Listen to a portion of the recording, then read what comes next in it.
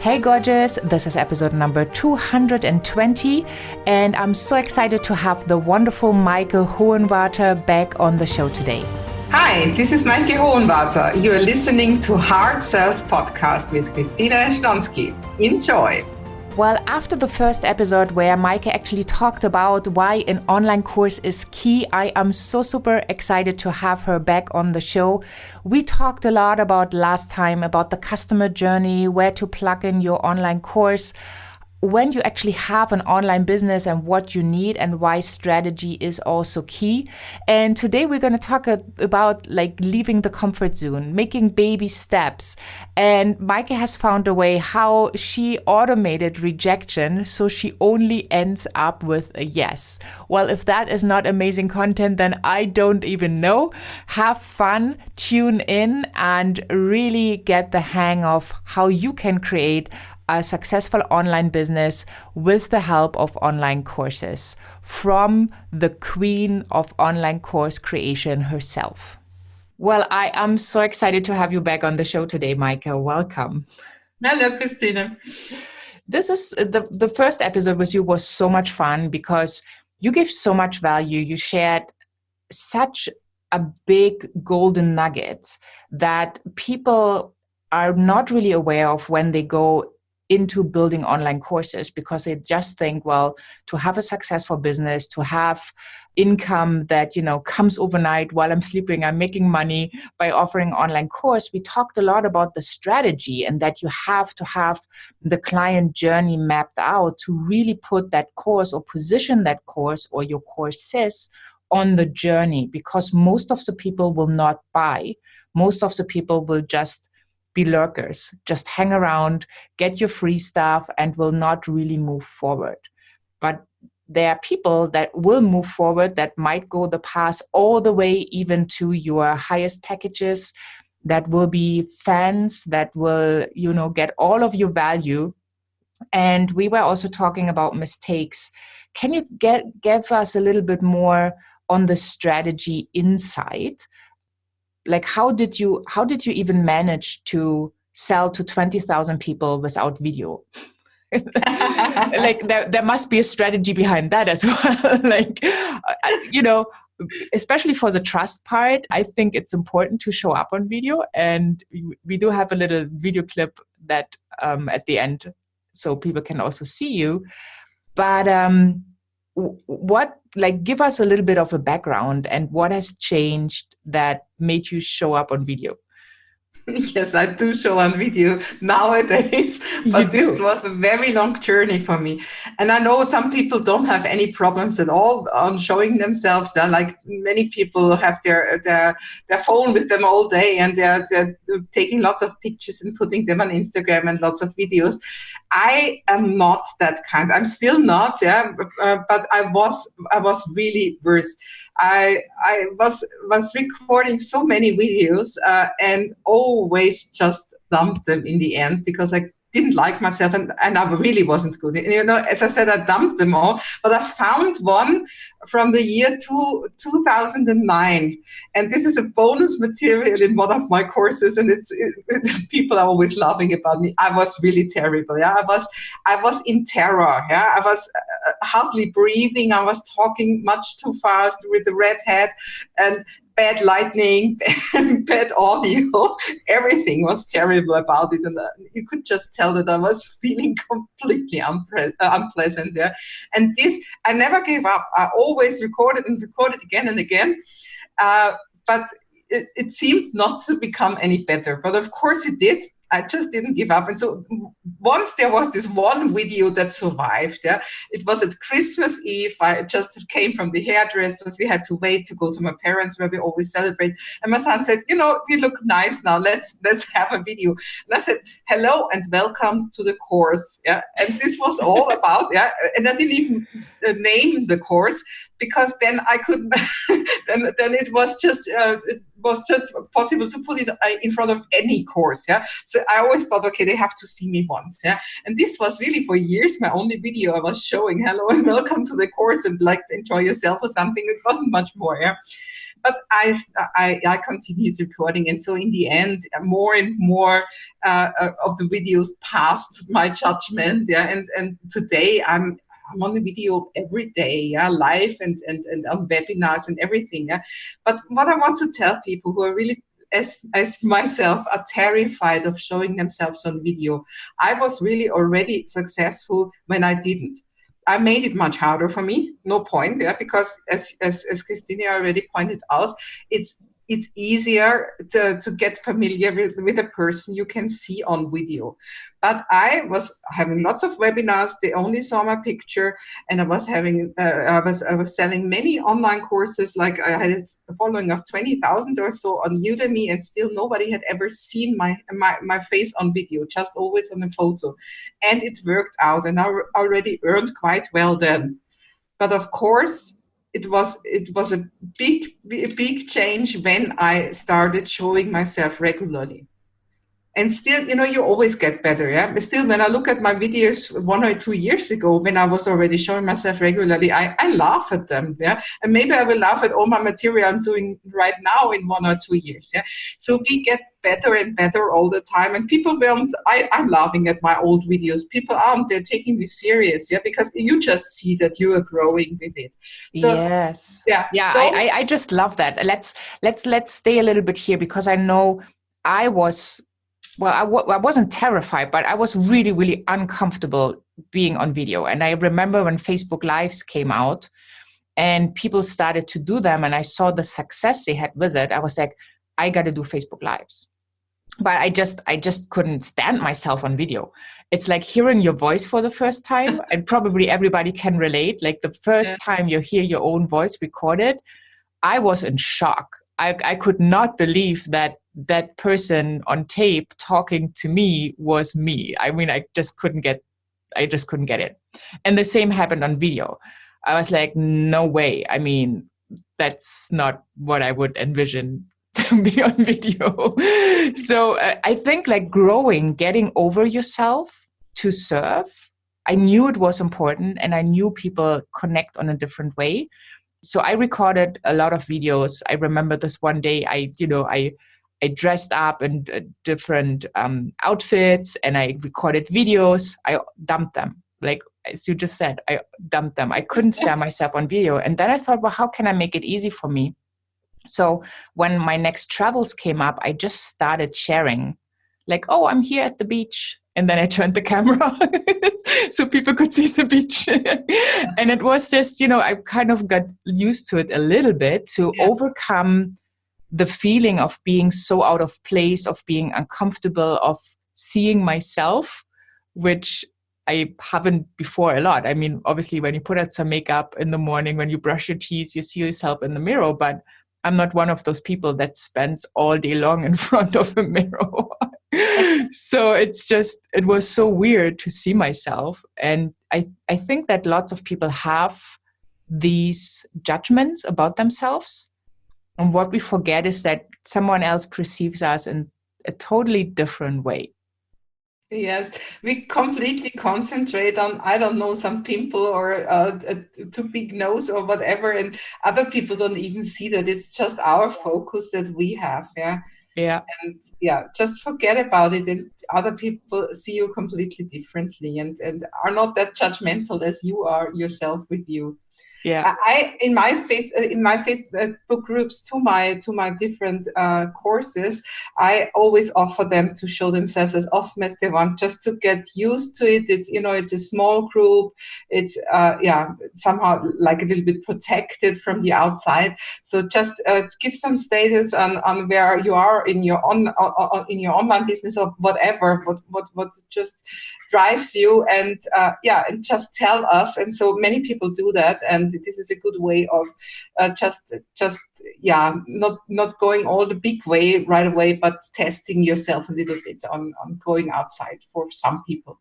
Yeah, I love that. I do the same. And one of my courses, a Hard Sell Smart Start, where people learn how to say what they do without being boring. Like, I'm a coach. Well, duh. Right? So, I mean, what can you say that the other person that might be your ideal client says, wow, tell me more? And we also practice that on video so they can see like the energy they're showing up with. Are they believing what they're saying? Like, what's the body language? It's so important. So I love that you have that element as well. And also, you said you practice, you never gave up. And I think that's something that's so important, that you will crack the code at some point if you keep going, right? But you will not if you just turn around and give up. And this is I always consider a business, and especially an online business, as a great place of development, if not to say the best place. Yeah. Yeah. And you develop yourself, you grow when you get out of your comfort zone. Yeah, it's in staying in the comfort zone will not make you grow in any way. So just take baby steps out of your comfort zone all the time, and you will be amazed on what happens to you in some months or even years. Yeah, I 100% agree. So talking about stepping out of comfort zones and growing, do you remember the very first thing that you ever sold in your life? I would say my lessons as a teenager, but maybe I've even sold earlier, but it's nothing I can recollect in the moment. But of course, when I was like age 14, 15, I started on giving lessons to other pupils. And this was pocket money, of course, but as I did many lessons, it was I earned quite some money then already. So you already had a business back then. So to say, yes. Yeah. Cool. And do you remember how it felt the very first time you collected that money?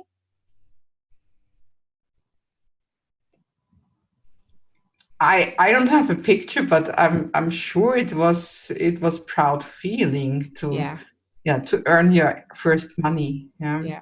To work for your money. Well, some people feel like they shouldn't be taking the money, or they are a little bit afraid, or like, I think it's important to see we all come from different backgrounds. Obviously, we all have different experiences. Some are better, some are not so great.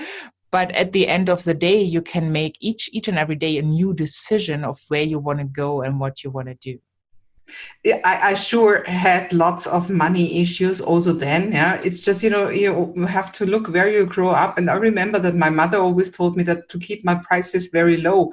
And I was the best recommended teacher then. Yeah, and I was really asking for a very small amount of money. Yeah, and this was surely due to that my mother said I'm not supposed to ask for a high charge. Yeah. Oh, that's interesting. This, okay. Of course, was also when I was having my learning center and everything. Yeah, it was still, also, who were the people who were offering similar services. These were teachers who were earning that.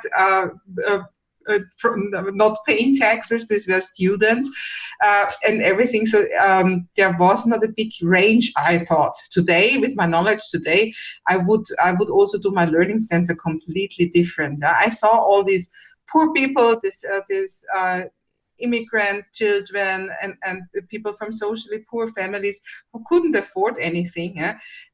But at the same time, I couldn't see the other range. Yeah, people who from really rich families who like see it as a privilege to like have their own teacher for their children in the afternoon. I could have gone a completely different way, but this was out of sight for me due to my money mindset. Yeah? Today, wow. I would see this as a great combination, yeah, earning good money from the people who can easily afford it, to be able to give something back to people who cannot. And also there, very important, also there I had a big learning when I started my online courses, yeah, because like I was charging 30 euros often per hour, yeah, so really no money. And then there came people from like I don't know, the parents couldn't even talk German and so on, and they couldn't afford it, and I saw that they needed it, yeah, and so I gave it even cheaper. Yeah, my costs were already at a very high point. I had a center, I had people employed. I paid taxes and so on. Yeah? So I was really cutting into my own flesh, offering it that way. And then there came the online courses, and suddenly it didn't hurt myself if I gave an online course for free, or it did a big, great offer on the online course. It was no problem then. Yeah? And this was also a very big aha moment for me, that I knew I can charge a higher price, yeah, and still give special reductions to people who need it. Like one of my products is the university, and I always give three places for sure, half price, because I want to help people who really show me that they are committed but cannot afford it. Yeah, I love that. And you said in the first episode, I remember you learned how to multiply yourself, right? And that's what you do with an online course. The work is already done. So obviously there's continuing work and promoting it and having conversations, but then there's also the beauty that if you are giving something at a different rate or for free or as a scholarship or whatever, that people who really show the commitment can have that opportunity without you putting in more of your personal time. Right. Yeah. That's the beauty. That's the clothing is the passive income, and at the same time you can always give something also in online courses which is not that passive. You still can give your time, but you value your time more, and you think twice if you add your time in some way, like webinars, mastermind groups, group coachings, Facebook groups, everything you put in there, you can put also your time in there. But this is the magic of online courses is when you look offline for new clients, yeah, most of your time is spent there because you usually have one-on-one talks to people who are not even aware of who you are. You have to tell them who you are, what you're standing for, what your values are, what your program is like, and so on. And many people will turn around, as I said, 95%, just to say a number, will turn around and say, okay, thanks, but no thanks. Yeah. And these no's that pull you down, you know, and they always make you ask yourself questions if you're really at the right place. But when you all put that in a strategic online business concept, then talking to people who are not yet committed, talking to people who don't know you yet, becomes automated. Becomes it doesn't ask much of your time. You record things once, yeah, like good videos or like auto webinars, things like that.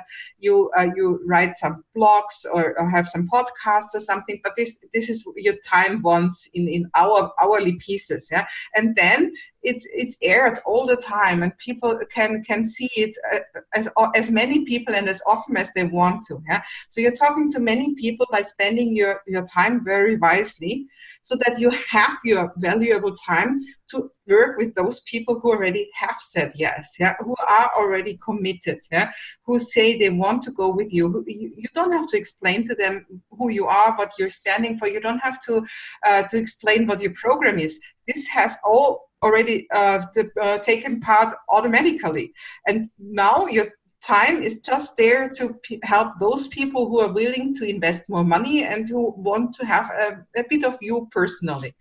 And mostly in group processes, you don't even have to have one-on-one coachings.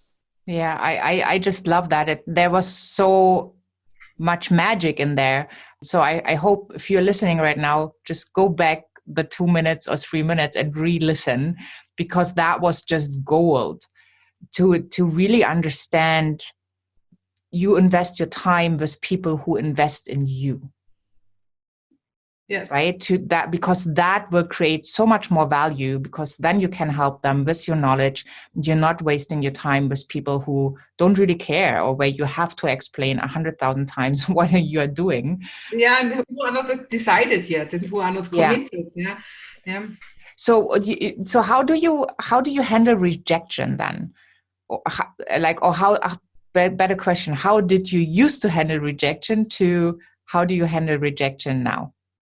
You know, in the way I do it with my online business concept, I don't really feel the rejection anymore because, like, as I said, in earlier days, people would say no to my face, and this would always hurt. Also, if it's only my business and not me personally, or also if I mean, it's understandable. Not everybody needs learn coaching. Yeah, not everybody needed my. So of course, many people say no for many reasons. Yeah, but it still hurt because I had these one-on-one talks with them. Yeah, and nowadays people would, like, for example, hear my podcast or read my blog article or see some video on Facebook or on YouTube.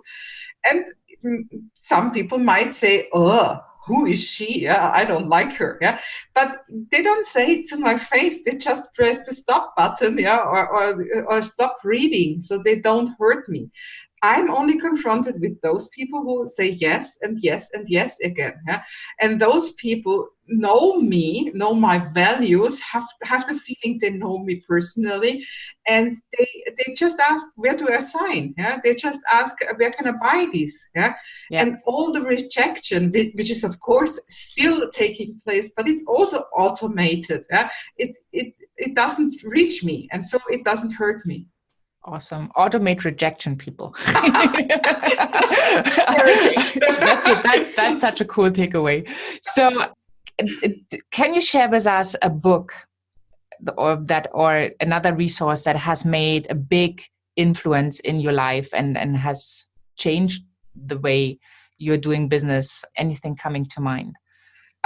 Building a Story Brand by Dan Miller is a very important book when it is about your positioning and your storytelling about so making yourself a brand. Then Launch by Jeff Walker is also very important when you want to go for launching. I like Bushra Asa. That's how's the book called? Something with influence, but I don't know exactly. Yeah, she's also a great marketer. Persuasion hacks. She's all about persuasion. Yes, yeah. So there are many good books outside on online marketing, but of course, as it is the online, many people have their things put into courses. Many of them don't write books, but have good programs, and there's lots of good programs outside. Where people really help you to build an online business. Awesome. Well, thank you so much. I want to send people also to, if you are speaking German, if you have any knowledge of German, even if it's a little bit, you need to be able to order more than a beer. Like, you need more German than that, or say, I love you in German. So, but if you do understand the German language a little bit, I highly recommend you hop on over in the resource section of the show notes of this podcast to check out the wonderful resource that Meike is giving us, 5 reasons why you need an online course.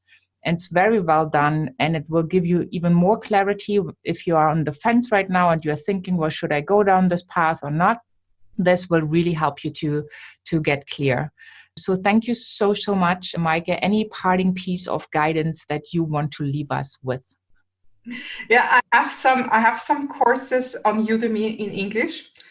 It's not so many on online business. It's more about like personality, like time management and things like that. But you can have some courses from by me on Udemy. So if you want that, yeah. And maybe one very important thing regarding the strategy we haven't talked about yet, but which is also important, is that we really think on how to sell it in the end. And I can recommend having a real launching concept, because many people have online courses ready to buy and nobody buys it. And this is, of course, the saddest part of the story. Yes, such a good point. Thank you. Yeah. Yeah, so if people have a course, they need to launch it. Mm-hmm. Yeah. Well, yes. kind of obvious, not obvious, right? Yeah. When I finished my first online courses, I sent one email, hi, here's my new course, and some people bought. Yeah. But only when I found out about launching, I knew that I really left lots of money on the table, because most people, I would say about 75%, buy on the last day, and most of them in the last hour that your offer is on. You have to produce scarcity to have people take time to decide, because people hate nothing more than decision making, and so they're just postponing it. And this is, in the end, it's not buying, because they just can't make up a decision. So you have to make this up for them, that they just have to decide. And it's not about having everybody buy your course. It's about taking the time and saying yes or no to your product. And you have to offer that to your clients. Definitely. Thank you so much. This is also what I always say, like, get a yes or a no. Don't get a maybe. You're not helping the person with a maybe. Just get a clean decision and help them to move forward in whatever way they decide to. That's fine. But thank you so much for pointing this out. So another goodie at the end. Thank you so much for sharing with us today. And have an amazing day. Thank you. Yeah, thanks for the invitation, Christine. Well, there were again so many golden nuggets, and I really loved the idea of automating rejection, which you can do when you have an online course, and then you do not need to talk to people anymore. On the other hand, what it also does for you, it really helps you to call in the right people and repel the people that are not meant to work with you. And I think that's really important, that when you have your course, that you are strategic about it, that you map out your client journey, that you know exactly what your course does, what the benefits are, what the growth potential is for your ideal client. And then you really build like a value strategy to feed your tribe, so to speak.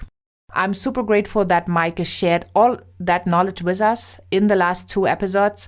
If you have not yet checked out episode 219, just do so. It's all about an online course and why it is key, and that customer journey. And also Meike provided her webinar, 5 reasons why you need an online course. It is in German, so if you can't speak German, I'm very sorry. You can also hop on to the Udemy platform, where she has her German courses, and she has a couple courses that are really supportive in English. You can check that out. Hop on over to christineschlonski.com/podcast, find episodes 219 and 220. And check the resources. I also have all the links to Meike. It's just one click away, so you can connect with her. As you know, she speaks German and English, so if you have any questions, you can always approach her and get an answer. Thank you so very much for tuning in, for being here. Make sure you sign up for Hard Sales Podcast. Thank you for leaving a rating and a review on iTunes, Stitcher, wherever you are tuning in from. That really helps us to grow Hard Sales Podcast and to help us to bring this amazing free content to even more people who want to build a successful business with their hearts, from their hearts, because heart sells. Thank you so much. Have a wonderful day wherever you are in this beautiful world. And I'm saying bye for now.